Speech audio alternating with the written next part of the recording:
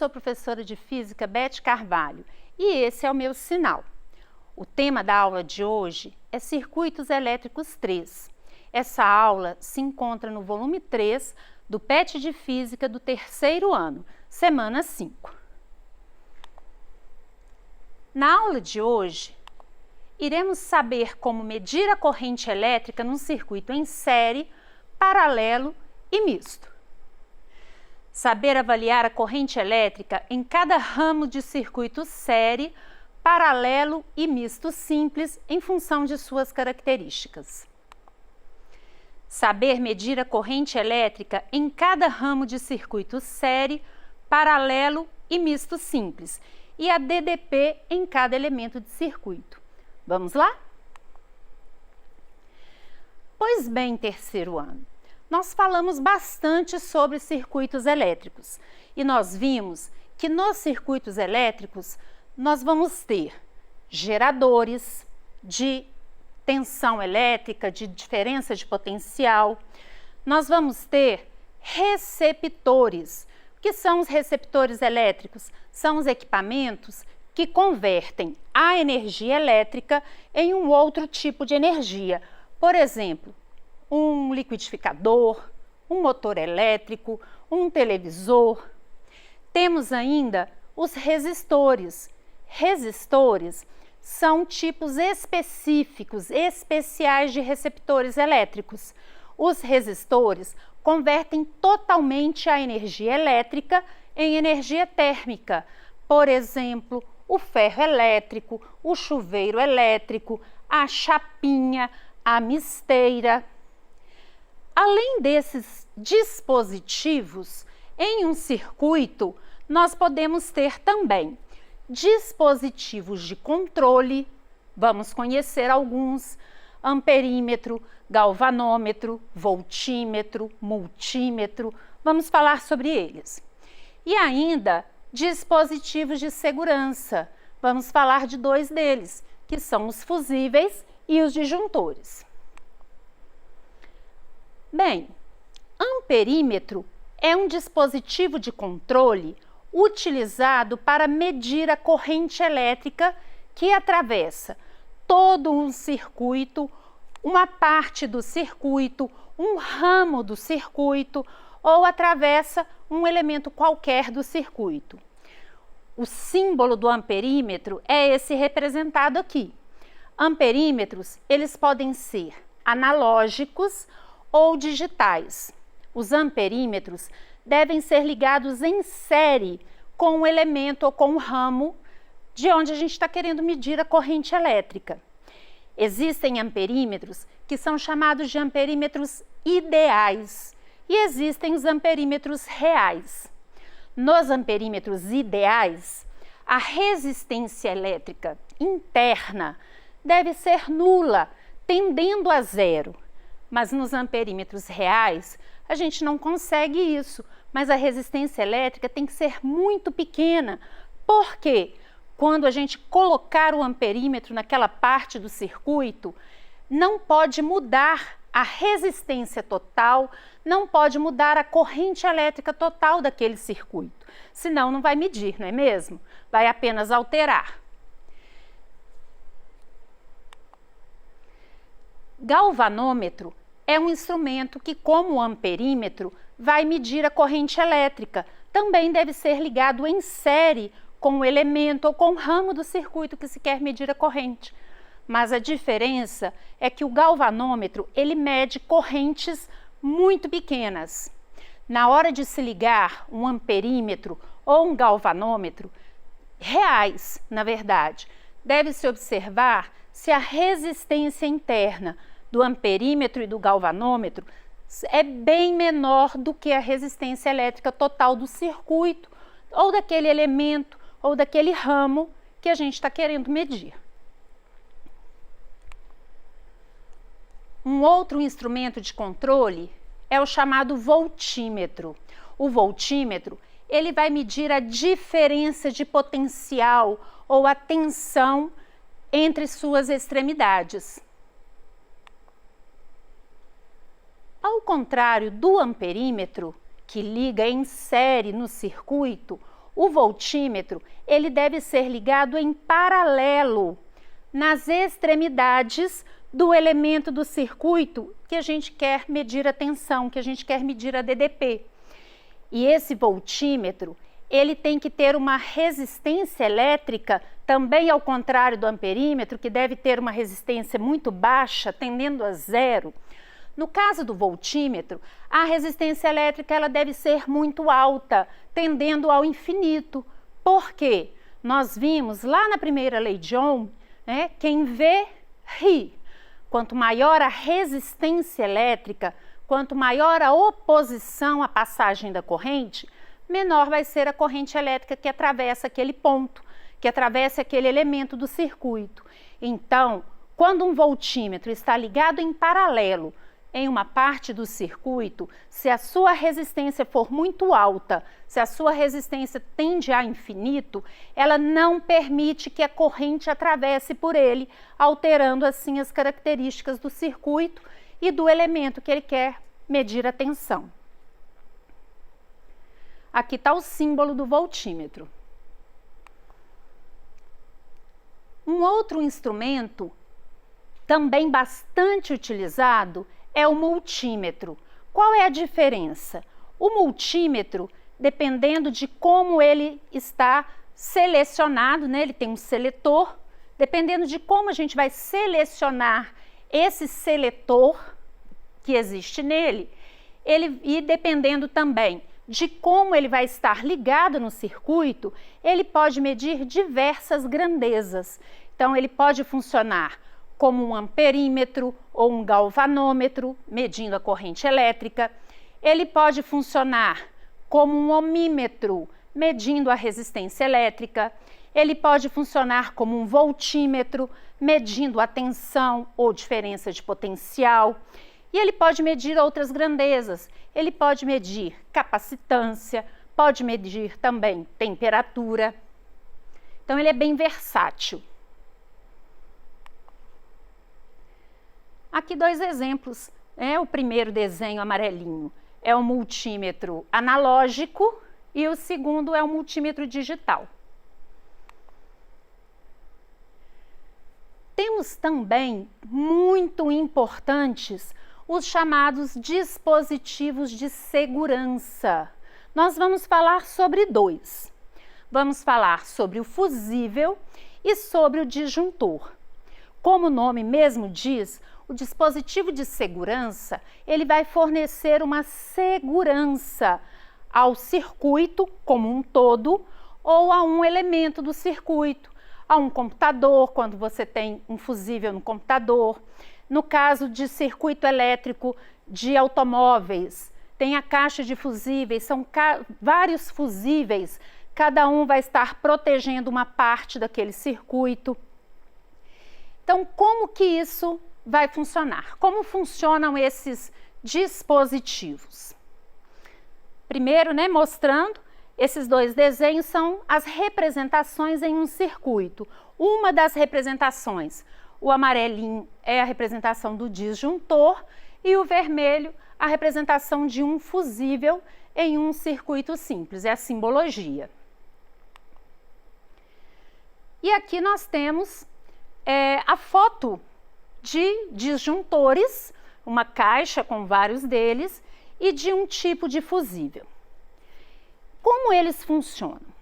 O fusível são vários tipos. O mais simples é esse modelinho que está representado aqui como um cilindro de vidro e as duas tampinhas nas laterais são duas chapas metálicas. Dentro dele existe um filamento que liga essas duas chapas metálicas. Esse filamento, ele é constituído por um metal com um baixo ponto de fusão. Por quê? Nós vimos que corrente elétrica gera aquecimento. Corrente elétrica gera efeito Joule. E aí, quando vai se projetar um circuito ou quando vai se projetar um equipamento, é verificada qual a corrente máxima que aquele circuito ou que aquele equipamento vão aguentar sem ele se queimar, sem danificar o circuito, sem danificar todo aquele equipamento, às vezes circuito impresso, às vezes uma placa de vídeo, né? Então, cada equipamento ele vai tolerar uma corrente máxima. Vimos que quanto maior a corrente, maior o aquecimento, efeito Joule. Então, os fusíveis, eles são projetados para suportar uma determinada corrente máxima. Por exemplo, um fusível de 1 ampere, ele vai tolerar uma corrente elétrica de, no máximo, 1 ampere. Se a corrente ultrapassar esse valor, o aquecimento é tal que vai derreter o filamento desse fusível. Derreter o filamento, então, o que vai acontecer aqui?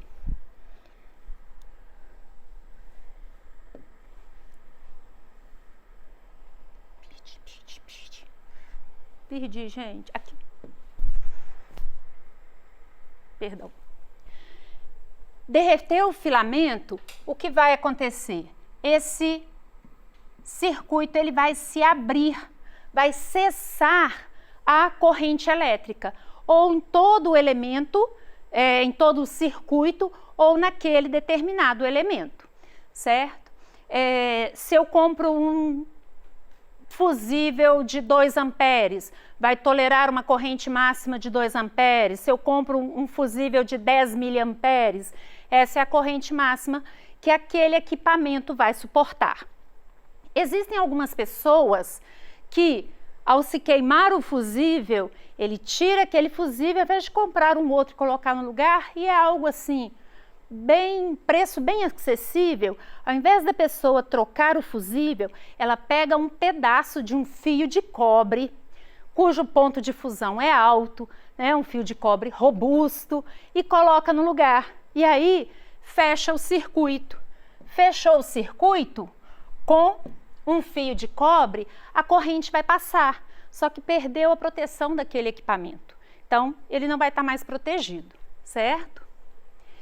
E o disjuntor é aquela chave que tem no relógio de energia elétrica que está lá na parte de fora das nossas casas. Algumas casas mais antigas só tem o disjuntor da parte externa.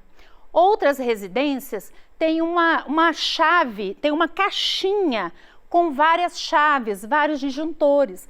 Cada um vai proteger uma parte da casa.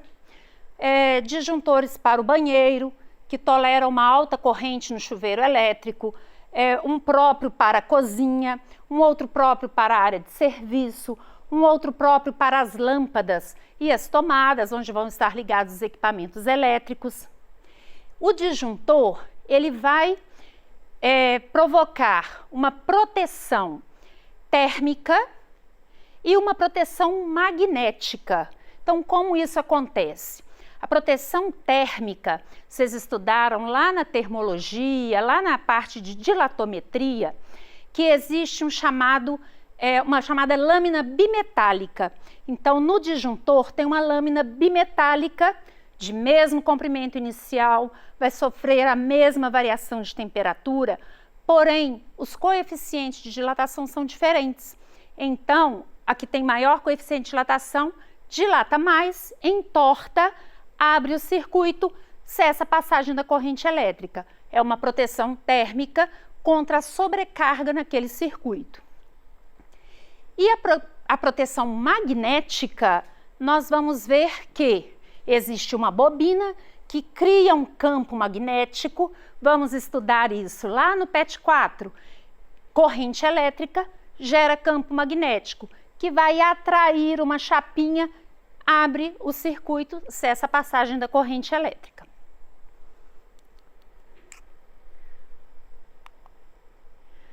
Representação de uma lâmpada. E aqui, a representação do circuito que você tem lá no seu PET. Então, o que nós temos aqui? Duas fontes que estão ligadas em paralelo, positivo com positivo, negativo com negativo. A corrente real vai passar por uma chave interruptora, entra numa extremidade de uma lâmpada, atravessa a lâmpada, sai na outra extremidade, passa por dentro do amperímetro, que mede a intensidade dessa corrente. E o voltímetro está ligado em paralelo. Neste caso, nós temos essa representação do circuito. Duas fontes em paralelo, uma chave interruptora, a lâmpada, voltímetro ligado em paralelo e o amperímetro ligado em série. Vamos fazer um exemplo. Em um projeto elétrico de um engenheiro, deseja-se medir as intensidades de correntes que passarão pela fiação. Estas medidas são necessárias para a segurança da edificação que está sendo construída. Sabe-se que a tensão da rede elétrica local é de 110 volts e que cada um dos resistores possui uma resistência elétrica de 10 ohms. Encontre, seguindo as especificações dadas, as medidas que serão lidas em amperímetros e voltímetros, de acordo com o que se pede em cada caso. Este é o circuito, certo? Que está lá no seu PET.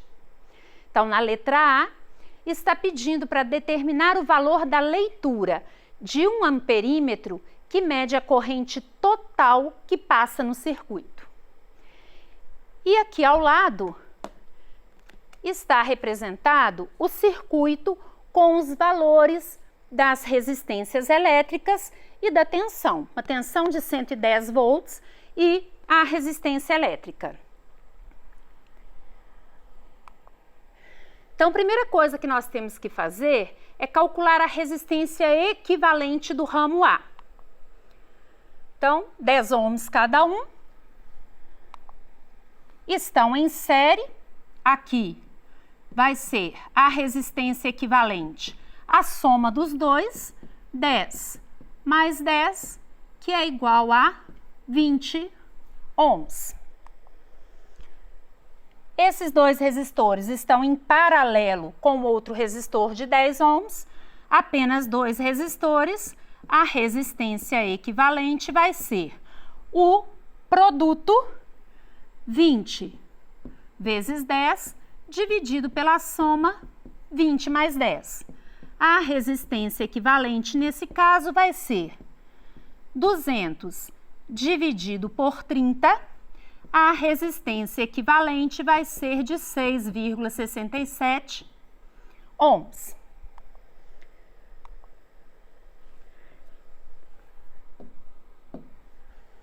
Agora vamos calcular a resistência equivalente no ramo B. Então, no ramo B, nós temos dois resistores com o mesmo valor. Então, a resistência equivalente é o valor da resistência dividido pelo número de resistores. 10 dividido por 2, 5 ohms. Calculamos agora a resistência equivalente no ramo C. O ramo C são resistores em série, então nós vamos somar 10 ohms com mais 10 ohms com mais 10 ohms. A resistência equivalente aqui vai ser 30 ohms. Então, nós teremos este circuito. Resistência equivalente total estão em série, vai ser a soma das três resistências. 6,67 mais 5 mais 30, nós vamos ter uma resistência equivalente de 41,67 ohms. Bem, calculamos então a resistência equivalente total do circuito, 41,67 ohms. A tensão total, 110 volts. Queremos a corrente elétrica total. Pela primeira lei de Ohm, quem vê, ri. A corrente elétrica total vai ser, então, 110 volts dividido por 41,67 ohms. A corrente elétrica total vai ser de 2,64 amperes.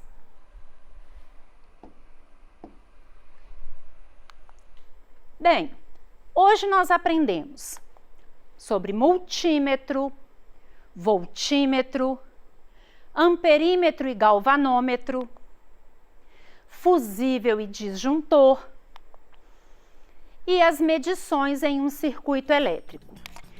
Estudem, façam os exercícios da semana 5 do PET 3, tire as dúvidas com seu professor e bons estudos. Até a próxima aula!